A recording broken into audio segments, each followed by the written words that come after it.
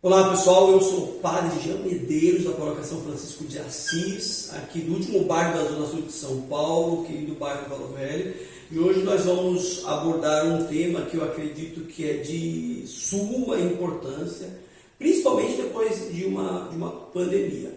Esse tema nós já utilizamos há quase 60 anos, né? A psicologia ela está prestes a celebrar 60 anos de vida, uma ferramenta extremamente poderosa, apaixonante e muito bem-vinda. Então hoje nós iniciamos os nossos trabalhos, podcast setembro 2023. Vamos apresentar aqui o nosso time de reflexão. Doutora Maria do Céu. E a gente vem aí, olá Padre, tudo bem? Olá para você que está assistindo. Nós vamos então trazer a ferramenta das diversas abordagens para a cura através da fala. Eu sou Maria do Céu Mota, eu trabalho com famílias, atendimentos individuais, desde o adolescente até a última idade, sou psicóloga clínica familiar, amo fazer o que eu faço e seja muito bem-vindo aqui ao nosso primeiro podcast. Fique atento a tudo aquilo que a sua mente está dizendo através da fala, mas através do silêncio também, que é falado pelo corpo. Maravilha. Doutora Fabiane.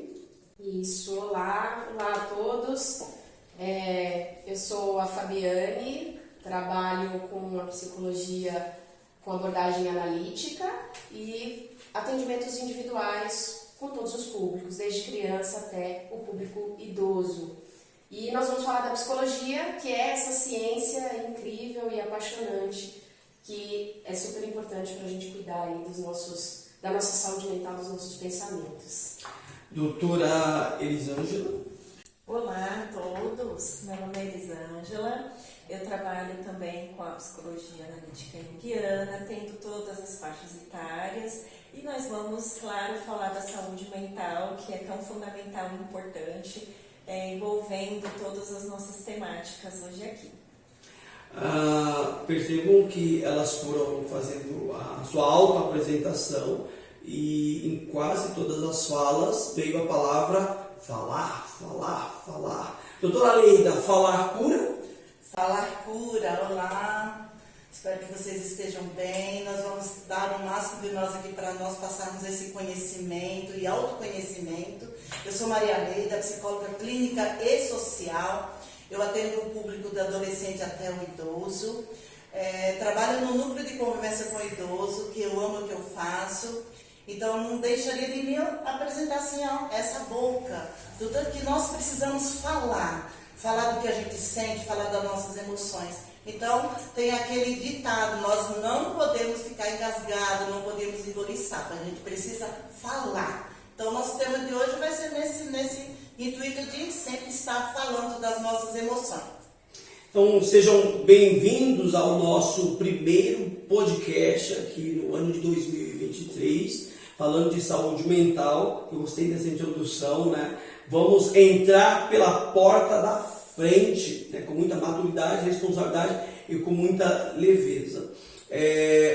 Um dos instrumentos para se chegar à cura das emoções, para se atingir a saúde mental e, consequentemente, saúde física, porque as enfermidades emocionais, elas psicossomatizam e aí me adoecem enquanto ser humano no todo. Então, seria um dos caminhos, né, autoconhecimento. Então, é um trabalho de fora para dentro, posso falar assim, doutora? É um trabalho, Padre, vamos dizer assim, global, não só de fora para dentro, mas também de dentro para fora, né? As emoções são criadas internamente, né? Nós temos as emoções reverberando no nosso corpo, na nossa mente, né? O nosso corpo corresponde aos sentimentos, né? E por isso que a fala é tão importante, né, doutora Leila?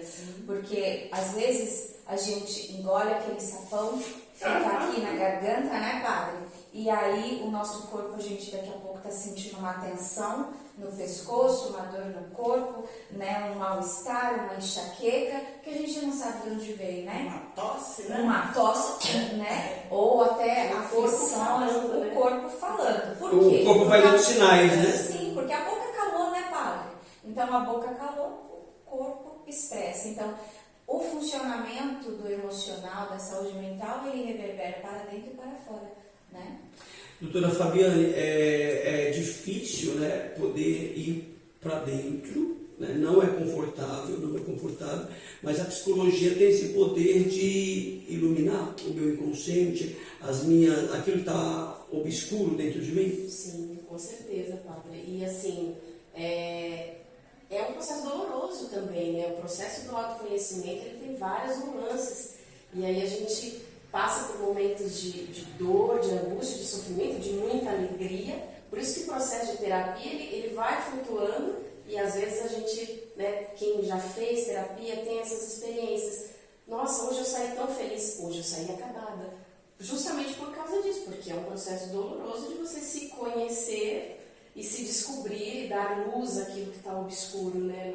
Nós não vamos romantizar aqui a psicologia, nós não vamos romantizar esse processo de cura interior, vamos colocar assim.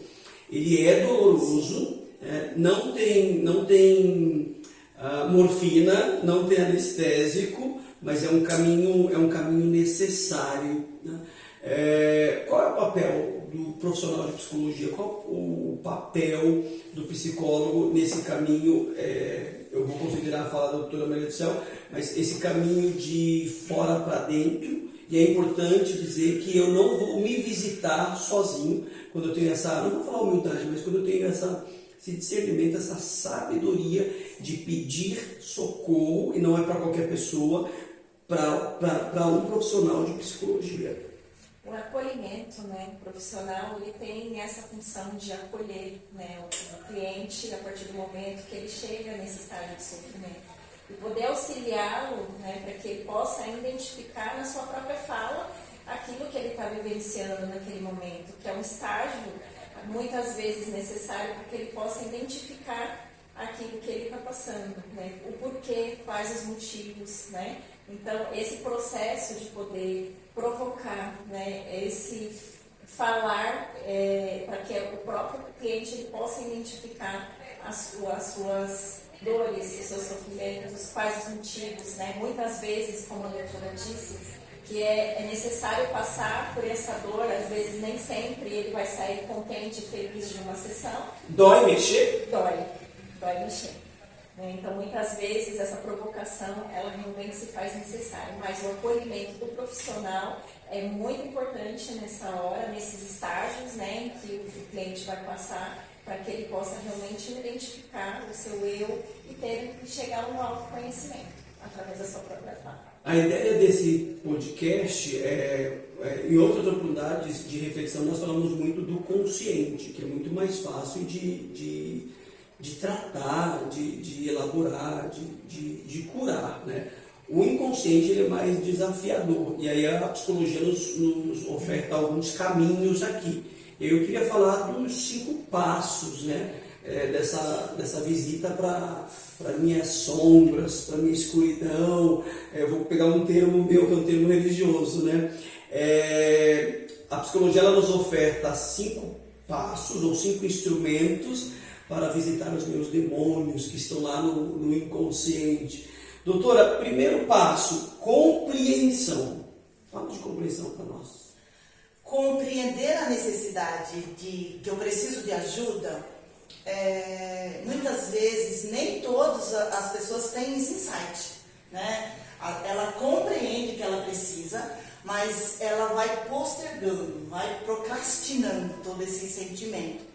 E todo esse tempo que leva para esse tratamento, né, em busca da cura, procurar um profissional para falar da sua dor, é o conhecimento, que é essa viagem interna, que a gente fala que é o conhecimento de si, para poder a gente pedir essa ajuda, né, e chegar até um divã, né, e no consultório tem todo um setting terapêutico que a gente acolhe essa pessoa, que ela chega. Então o profissional, ele é muito importante dele prestar atenção, que nem sempre você vai poder chegar na queixa. A queixa principal, no primeiro momento, a gente já sabe qual é. Mas a gente precisa prestar atenção que essa pessoa que chega até nosso consultório, ela não está preparada ainda para ouvir o que ela precisa. Nós precisamos mediar, ir aos poucos, porque a queixa ela sempre volta, padre, né? A queixa ela vai e volta, vai e volta. Então nós usamos, né, nesse contexto, essa viagem que a gente chama de inconsciente, que é o nosso porão interno, que é degrau por degrau. Então nem sempre a gente vai até o último degrau, a gente vai e volta. E a gente tem que pensar também que a gente tem que mediar para que essa pessoa, esse indivíduo que sofre, que vem buscar essa ajuda, ela retorne. Então a gente tem que sempre estar devagar, acolher cada momento, a expressão corporal, né, o silêncio, e muitas coisas que vai apresentando no momento do set terapêutico. O que eu gosto muito na psicologia é que ela não só dialoga, como ela utiliza outras ciências como instrumentos, como a pedagogia, e aí eu preciso desenvolver uma metodologia, porque cada ser humano ele é um universo.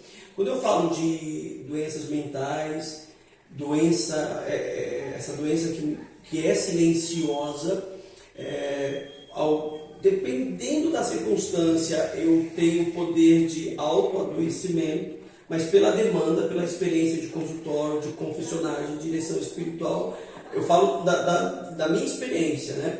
Grande parte dos traumas, né, das feridas abertas, elas são causadas pelo relacionamento interpessoal. O outro me feriu. Fala um pouco, doutora, desse desafio de lidar com o outro e não permitindo que ele me fira, ou se um dia ele me feriu, essa ferida, essa machucadura, essa enfermidade, ela veio de fora para dentro. Como é que a doutora trabalha isso? Como chegar a uma cura? E como bloquear, vamos colocar assim, esse abusador? Primeiro passo, né, a gente vai ficar batendo nessa tecla, é o se conhecer, né? As relações são espelhos, padre.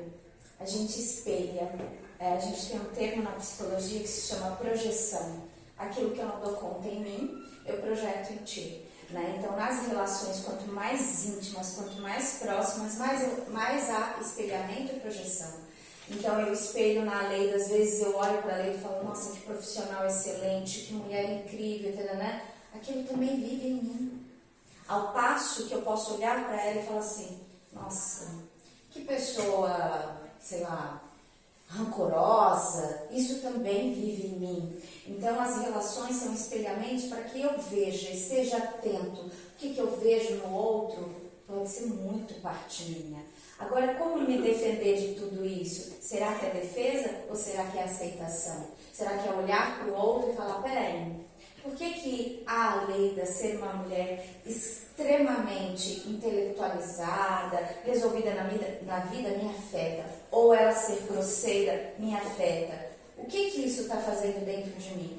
A gente tem a mania de sempre olhar para o outro, a gente tem que retroceder e olhar para si. O porquê que a Leida está fazendo isso dentro de mim? Qual é o poder que eu dei para a Leida? Por que conviver com a Leida é tão danoso, é tão sofrido? E há relações, padre, até que familiares, que a gente vai precisar da distância, que são as chamadas relações tóxicas. Mas geralmente as pessoas, geralmente as pessoas que mais me ferem, que mais me machucam, são as pessoas mais próximas de mim.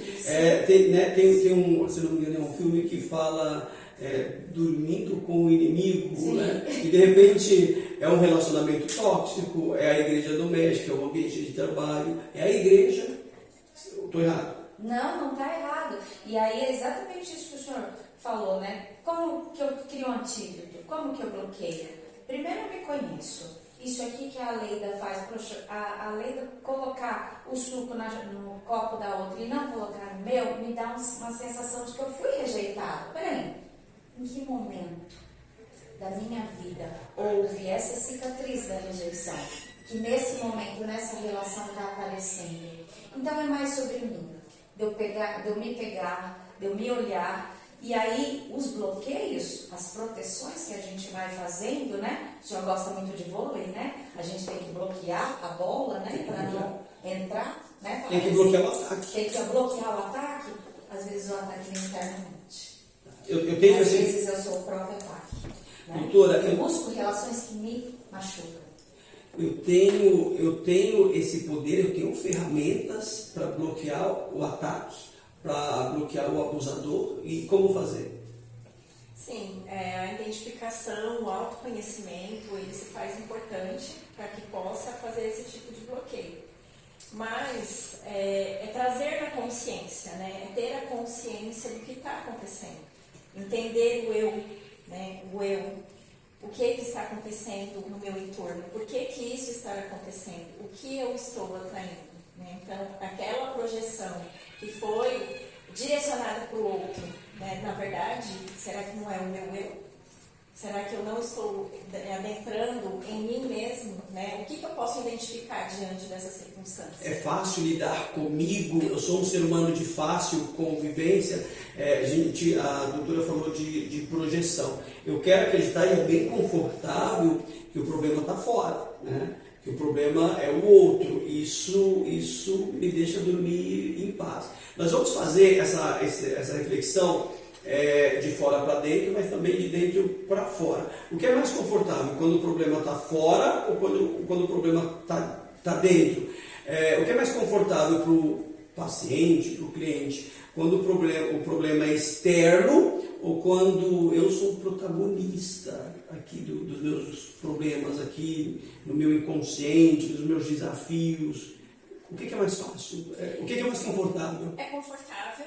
Óbvio, né, que o externo seja muito mais, né, eu apontar o outro, né, como protagonista daquilo que está acontecendo comigo, é muito mais fácil, né, de poder identificar que o problema está sempre no outro, né, mas a busca da terapia, né, da saúde mental, ela trabalha justamente isso, de poder identificar que o problema, ele não está no outro, né, então o indivíduo, ele está envolto de várias situações, ele é um todo, né. Então, ele envolve a psicologia, que é a saúde mental, ele tem a parte social, tem a parte fisiológica, né, que tem as suas reações psicossomáticas, e também tem a parte que é espiritual, né, então tudo isso precisa ser trabalhado no indivíduo. Ele precisa identificar nele mesmo quais são as suas questões, né, que estão envoltas dentro de todo esse contexto.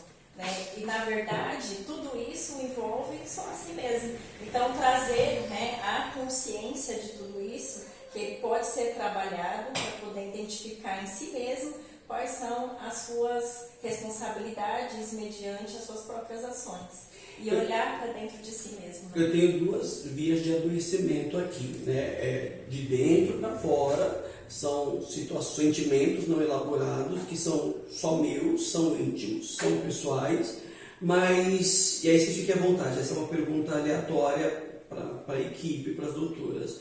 O meio pode interferir, o meio pode me adoecer? Quem responde? Sim, o meio pode me adoecer e o meio também pode me salvar, né, gente? Porque eu vou bem a fundo agora, né? Existem pessoas, padre, que passam por cativeiros internos, né? Tem uma prisão interna muito grande. Mas existem pessoas que vivem em cativeiros reais, externos, né? Seja num relacionamento. Vez ou outra a gente vê, foi quebrado um cativeiro, uma mulher vivia há 18 anos presa, né? Isso é um cativeiro fechado mesmo. Ela não tinha casa, né? Ela não tinha como sair dali, né? Ela não tinha ferramentas para sair. Mas até quando eu estou preso externamente, internamente eu posso ser livre. Mas quando eu estou preso internamente, a liberdade de fora, eu posso ter a maior liberdade, dinheiro, posição social, que eu continuo me mantendo preso. Doutora, eu posso dizer assim que ninguém faz nada comigo que eu não tenha dado permissão? Doutora? Sim, na verdade é muito disso, né, que a doutora trouxe do cativeiro. Se eu tenho consciência de quem eu sou, o outro não me fere. Né? Então, por exemplo, quando eu recebo uma ofensa, se realmente eu sou aquela pessoa, tá tudo bem, porque eu sou assim.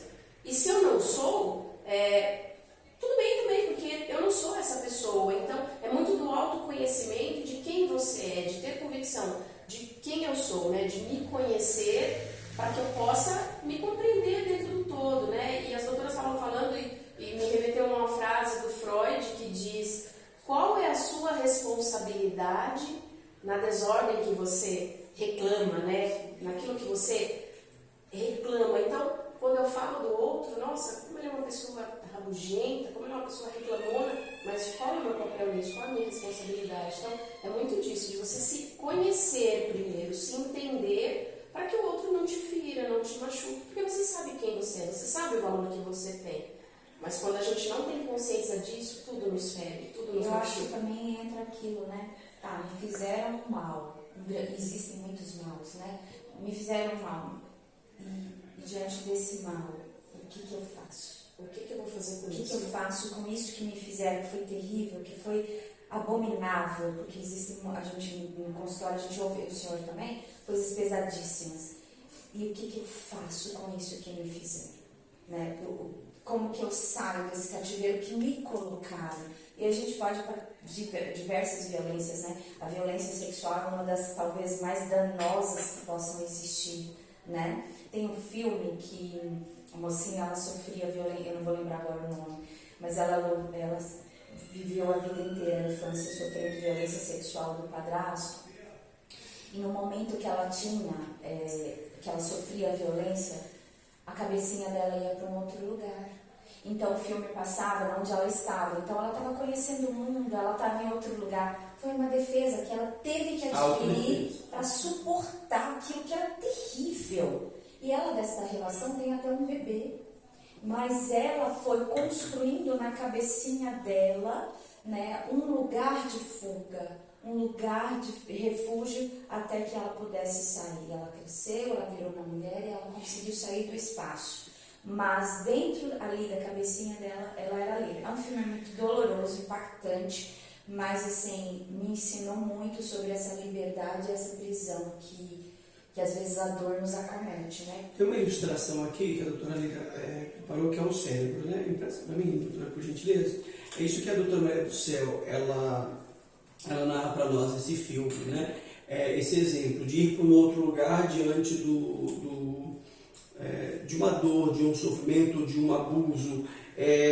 Falha do meu cérebro ou é expertise? Doutora?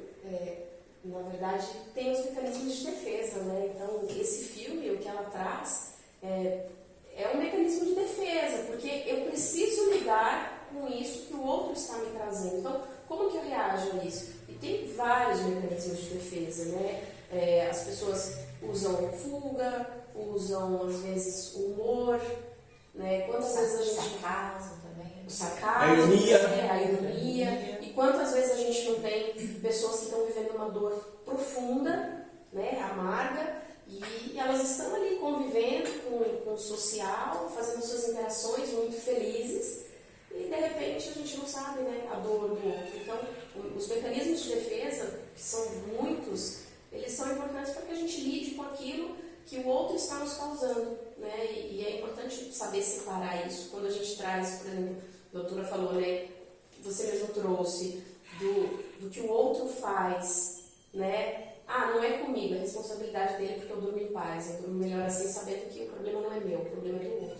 Eu preciso evoluir aqui a nossa pauta, né, entrando no segundo passo aqui, mas eu não posso deixar de falar sobre esse adoecimento que vem de fora para dentro e é extremamente atual, em advento de redes sociais, onde eu corro o risco de ser cancelado e ao mesmo tempo eu preciso ser validado pelo outro, né?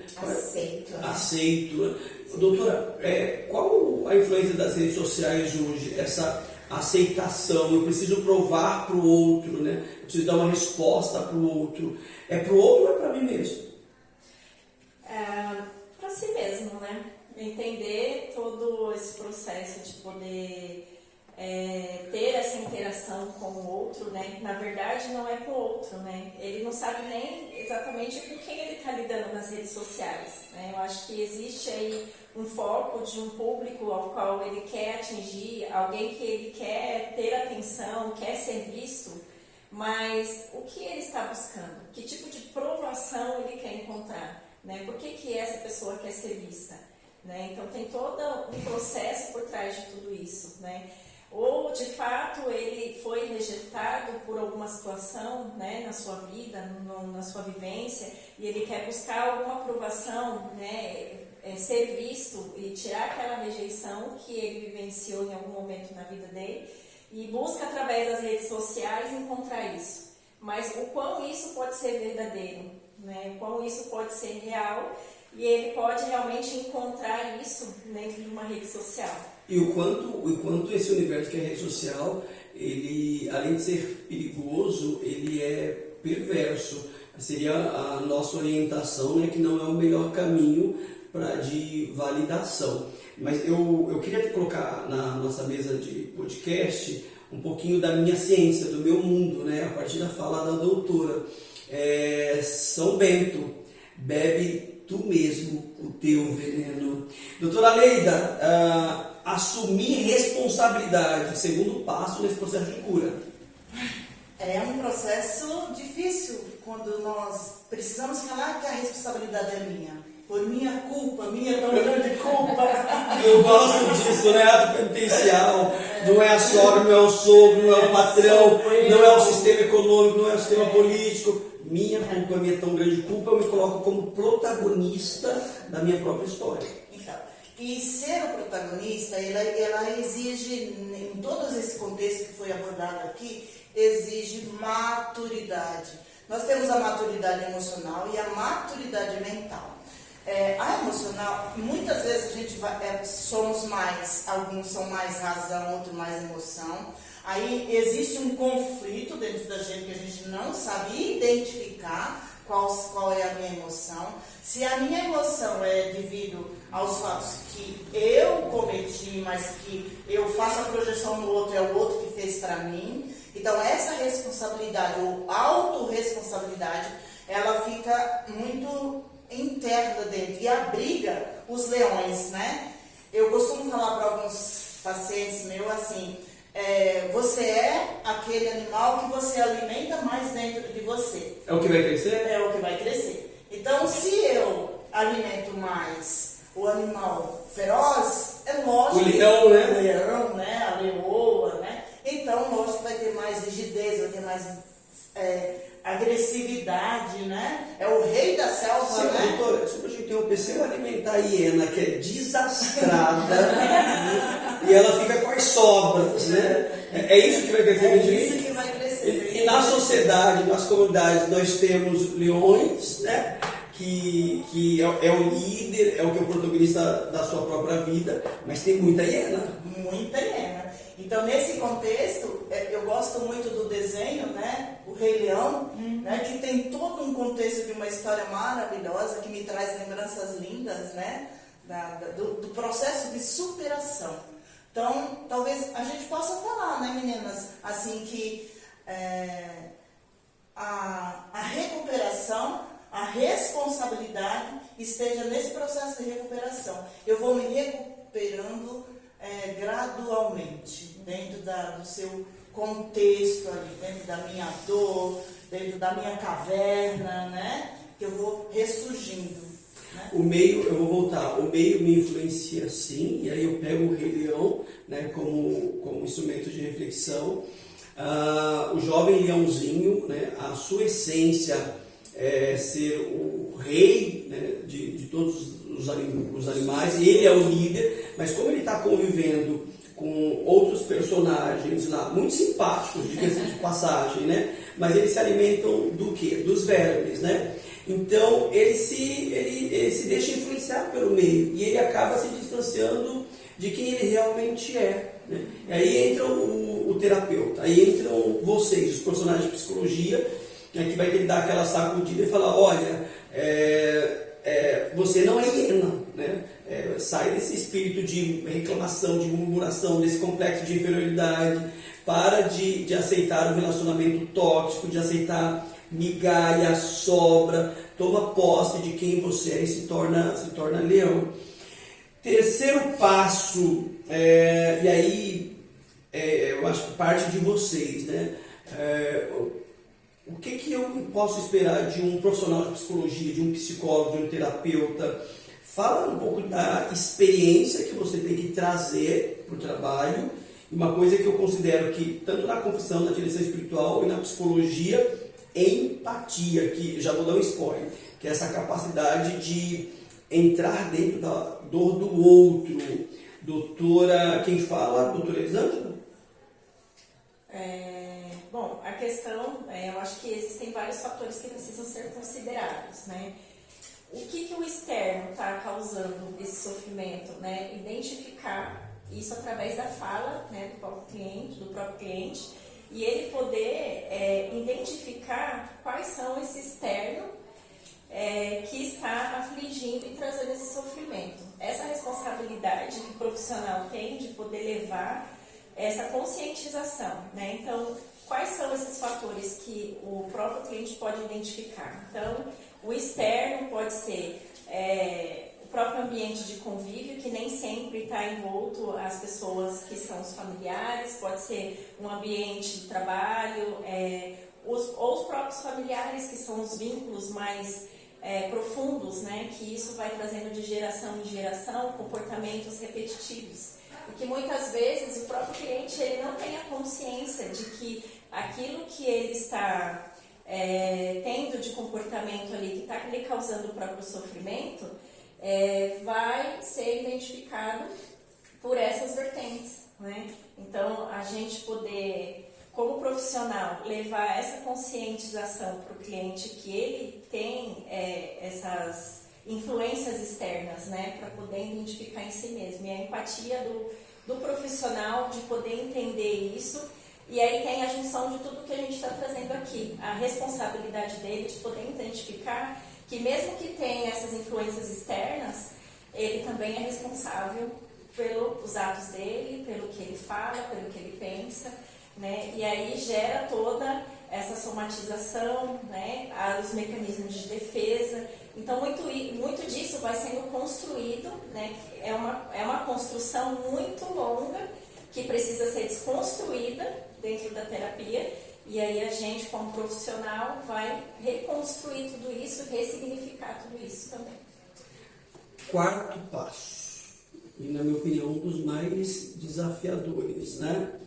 Voltar para o meu passado, me reconectar com a minha criança, com o meu adolescente, talvez ficar face a face com o meu abusador, né? Doutora Maria do Céu. Bom, Abusador, quando eu digo externo, ou talvez eu mesmo, tá? Porque muitos de nós somos algoz das nossas próprias histórias. A gente está muito acostumado com elogios, né? A gente gosta, né? Ah, você tá tão bonito. O ego agradece, né? O ego agradece. Sua voz ficou tão bem pra você. Aí entra o super-ego?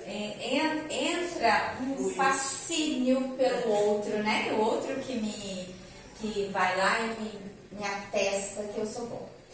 Só que chega um determinado momento desse trauma, dessa dor, que é essa volta para o passado, que eu vou configurando, que eu vou me movimentando e eu vou olhando e falo, nossa, não é que minha mãe tenha sido tão grosseira comigo, mas esse movimento que minha mãe faz, eu leio dessa maneira. Porque a gente vai voltando e a gente vai olhando, nossa, não é que eu sou mimadinho? Não é que eu sou uma pessoa assim também, não fácil muito de lidar? Não é que eu quero as coisas tudo do meu jeito? Então, nesse retorno que eu vou me pegando e vou olhando os meus defeitos, eu vou tomando posse disso. Minha culpa, minha tão grande culpa. Porque isso também sou eu. Eu sou chata pra caramba na hora de dormir. Eu só tomo café, eu não tomo café com leite, eu não gosto de barulho.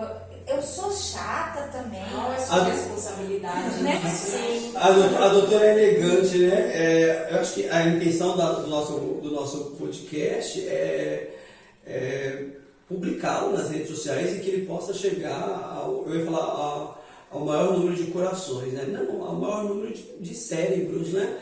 E que possa causar aí um início ou um processo curativo.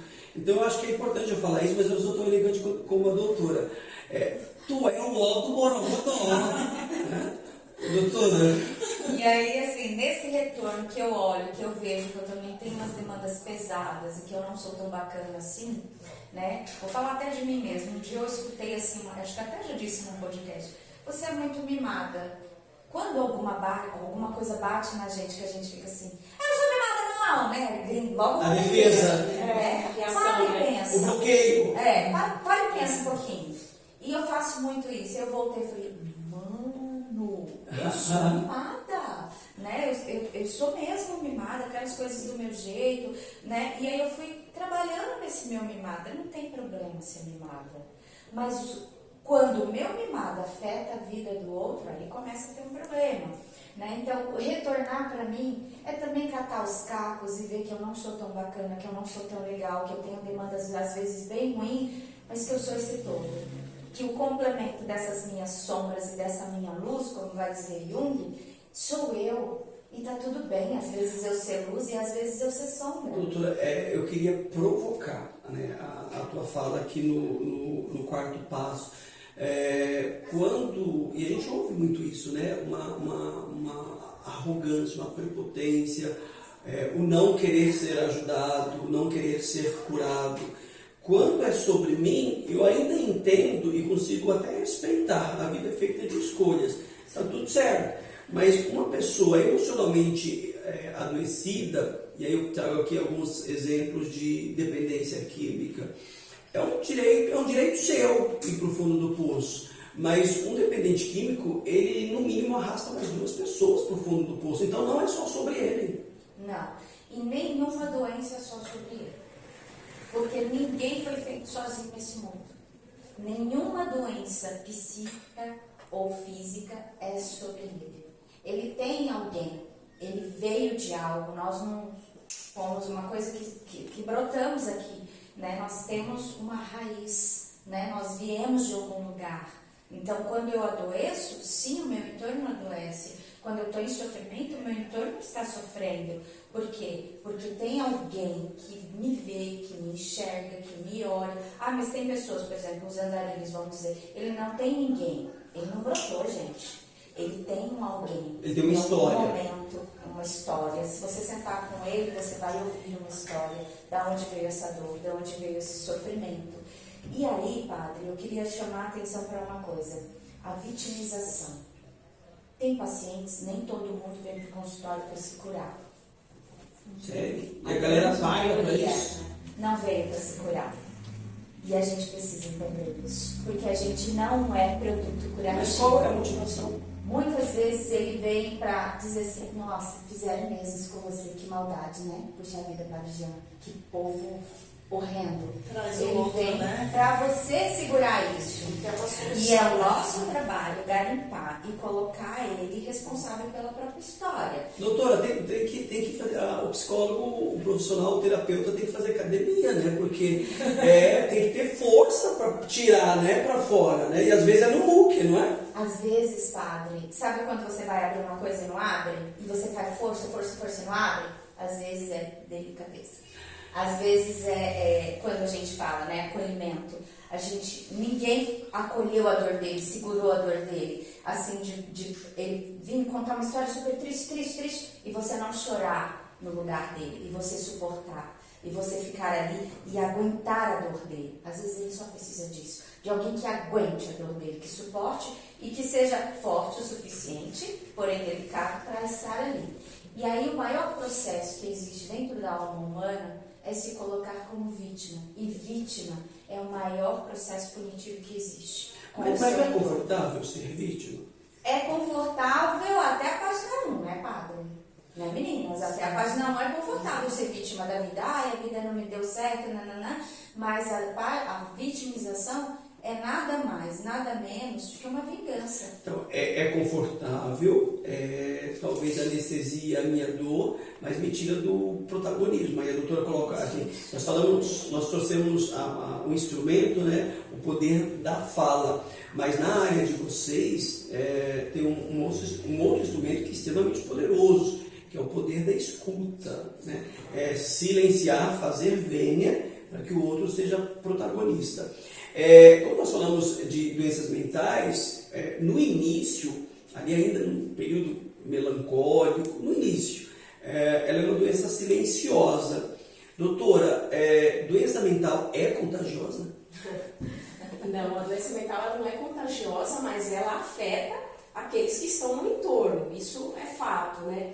E o Winnicott, que também foi um psicanalista, ele traz que quando o paciente ele marca a terapia, ele já inicia um processo de cura, porque ele já deu um passo em direção, né, à cura dele, então ele marcou a terapia, isso já causa um bem. Para mim, desculpa interromper, eu considero eu marcar a terapia, eu aceitar a terapia, eu reconhecer que eu preciso de ajuda, eu pedir socorro no meu trabalho, confissão, direção espiritual, e acredito que não seja diferente na psicologia, já é 50% do processo de cura. É um grande passo, porque, primeiro, eu entendi que eu preciso de ajuda. Eu entendi que alguém pode me ouvir e me acolher. E é um processo muito delicado, porque quando o paciente vem com uma demanda, né, como a doutora Leida trouxe, eu não posso já entendi o que você tem, jogar, porque existe um processo ali de transferência que vai ser traçado ao longo da terapia, e se de repente eu já jogo para o paciente o que ele traz, o que ele tem, o que está causando essa angústia, ele se afasta. Então é um processo muito cuidadoso, a gente precisa nas primeiras sessões e com muita cautela, ter habilidades para poder fazer essa escuta ativa, né, e ir com calma para que o paciente vá trazendo e a gente vá trazendo luz àquele problema, àquela questão, e é isso. Eu falo que toda história ela tem dois lados e ela tem um porquê, né? Então quando a doutora traz, da minha mãe, mas por que a minha mãe era assim? Por que a minha mãe tem essa tratativa comigo, né? O que aconteceu também? E o autoconhecimento é isso. Quando você se conhece, entende, se coloca como protagonista, o problema é comigo. Eu tenho que resolver. E aí você começa a compreender o que está ao seu redor, né? E trabalhar com isso. A doença mental, eu falo que quando você quebra uma perna, né, é muito fácil, você não precisa falar nada, você chegou aqui, nossa, o que aconteceu com a sua perna, como você caiu? Senta aqui, as pessoas o ortopédico é visível, né? É visível, né, você se machucou de uma forma física, as pessoas enxergam, né? Eu consigo perceber até a muleta, né? Isso. Eu consigo enxergar a muleta, a ondadora, a cadeira de roda. Tudo, né? Eu falo muito isso. As questões que remetem aos ambientes de trabalho é algo que mexe muito, né? É uma área de muito interesse meu. Quando você chega no ambiente de trabalho, você está ali com alguma questão física, você não precisa explicar nada a ninguém, né? Você já é visível. Quando você tem uma doença mental, é mais difícil. Eu preciso convencer. Eu preciso Porque convencer. tem o preconceito Isso também, é doloroso, né? Convencer, mas por quê, né? E aí as pessoas falam, mas por que você está com depressão? Você é bonita, você tem... Falta Tudo Deus. pra ser feliz, tudo pra ser Deus. Falta Deus, né? Aí a gente brinca, né? Mas tem tanto ar, por que as pessoas têm asma, né? Então é isso, né? Olha, falamos aqui de 5 passos dentro desse processo de cura, na intenção do resgate emocional. Compreensão, responsabilidade, experiência e empatia, retorno à raiz, né? Essa visita ao meu passado, à minha infância, à minha adolescência, me reconectar com a minha história. E eu gostaria que a doutora Leida falasse sobre recuperação, que é o 5º e último passo. A recuperação é passar por tudo que nós falamos, né? E mais um pouco. Ir além de mim mesma, assumir que muitas vezes o problema sou eu, o errado sou eu, os acertos são meus também, né? A iniciativa é minha. Quando a doutora Fabiana falou algumas coisas assim, desse processo do enfrentamento, eu vim aqui porque minha mãe quis, a minha mãe agendou, minha esposa agendou, né? Então assim, eu deixo sempre o outro responsável pela minha agenda. Então no processo terapêutico a gente começa a responsabilizar, olha, a sua agenda é essa, seu dia é esse. Então, esse é um processo de recuperação quando, aos poucos, bem lentamente, porque assim, a recuperação ela é lenta, porém depende de cada indivíduo, depende de como eu lido com a minha dor. né? Depende do meu trauma. Doutora, na espiritualidade nós trabalhamos assim, eu não posso obrigar ninguém a ser feliz, eu não posso obrigar as pessoas a terem cura emocional, e eu só posso ajudar, seja um confessor, um diretor espiritual ou um psicólogo, eu só posso ajudar quem quer ser ajudado. Quem quer ser ajudado. Então, nesse sentido, aí nós trabalhamos também essa identificação, né? Acolher, a empatia, você ter a confiança, porque ao longo da confiança, das sessões, há quanto tempo eu vou ter aula? Né? Quanto tempo eu preciso estar aqui? Né? É matemática? Então, aí a gente fala, olha, não sei, depende de você, depende do seu tratamento, depende do que você me traz. Então, nós não temos um tempo hábil para falar assim, olha, em 10 sessões você está curado.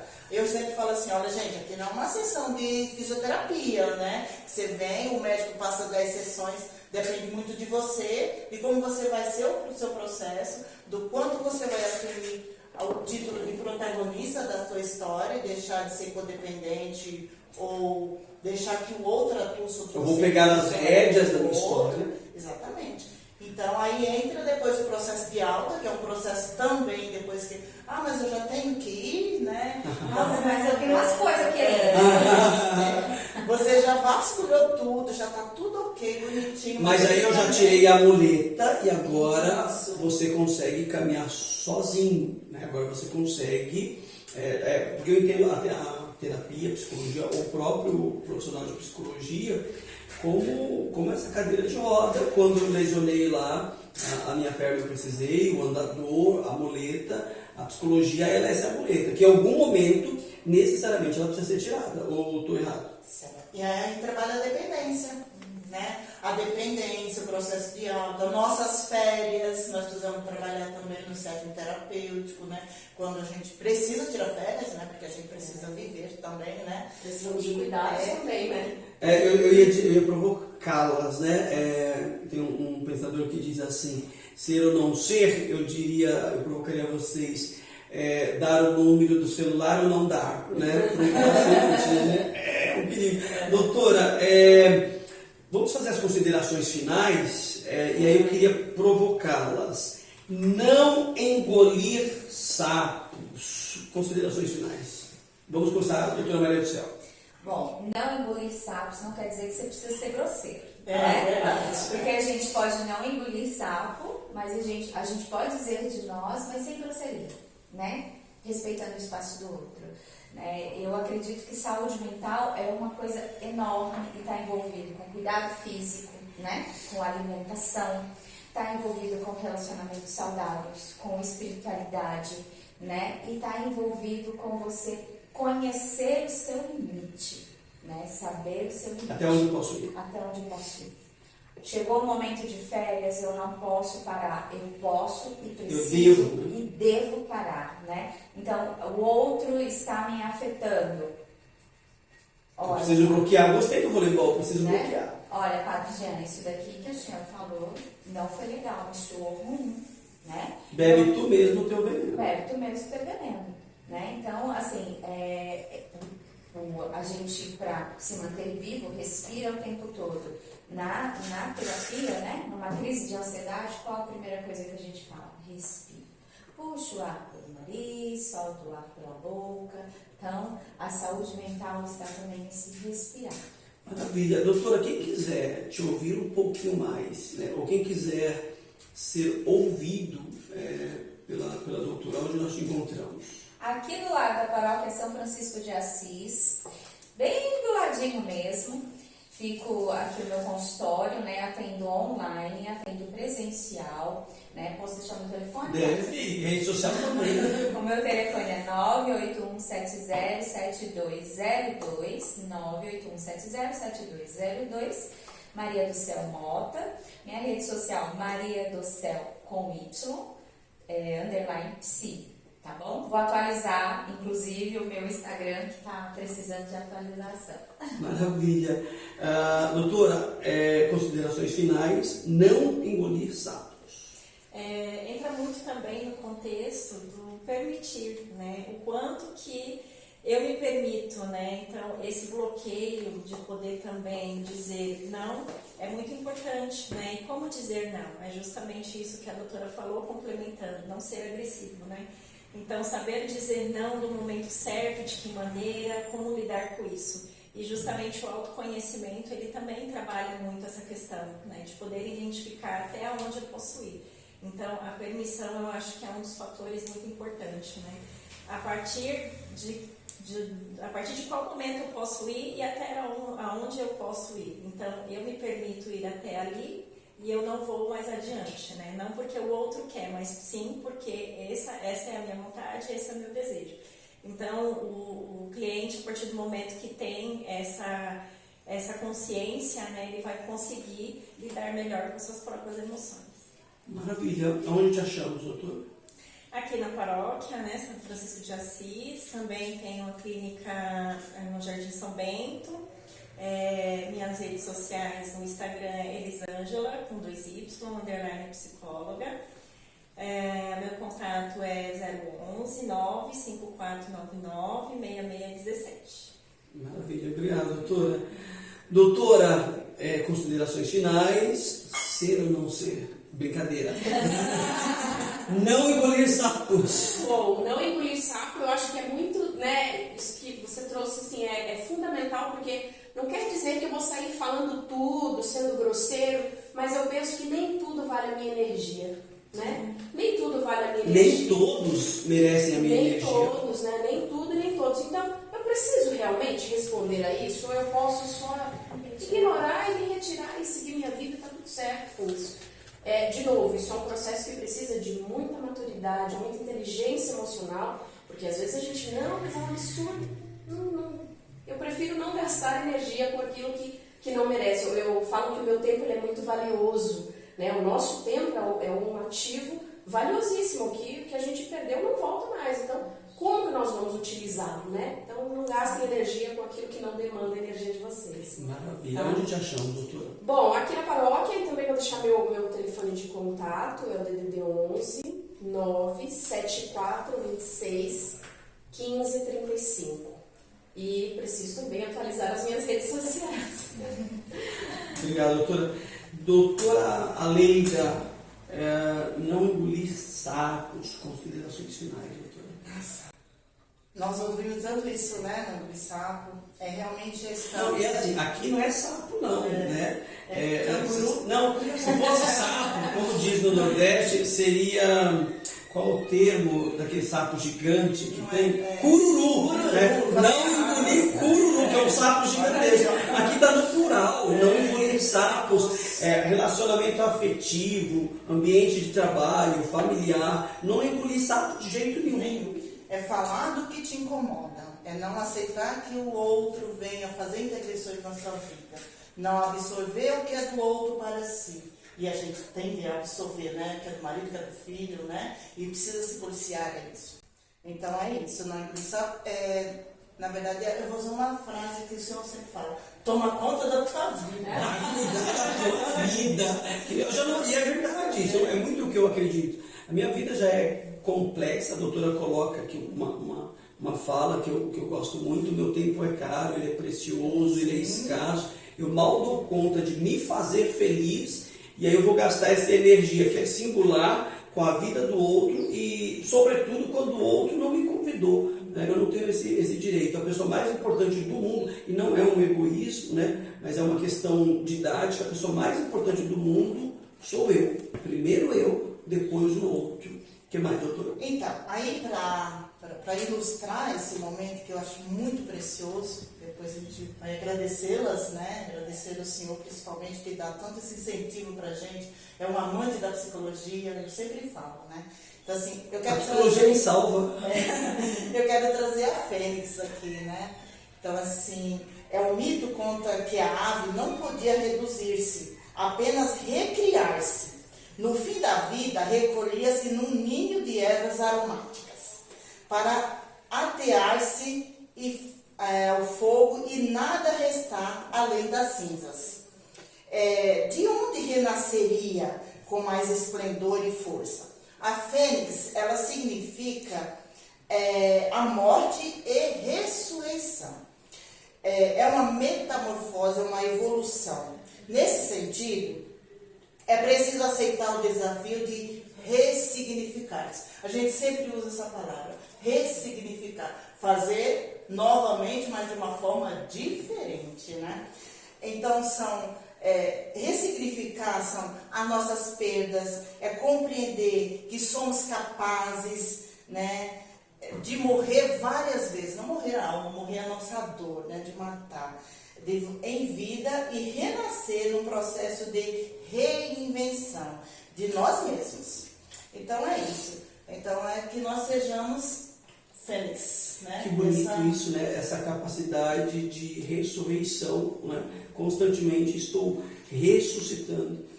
Obrigado às doutoras, e eu peço obrigado, né? Eu gosto dessa palavra gratidão, em nome de todas as almas que esse podcast ele vai tocar, né?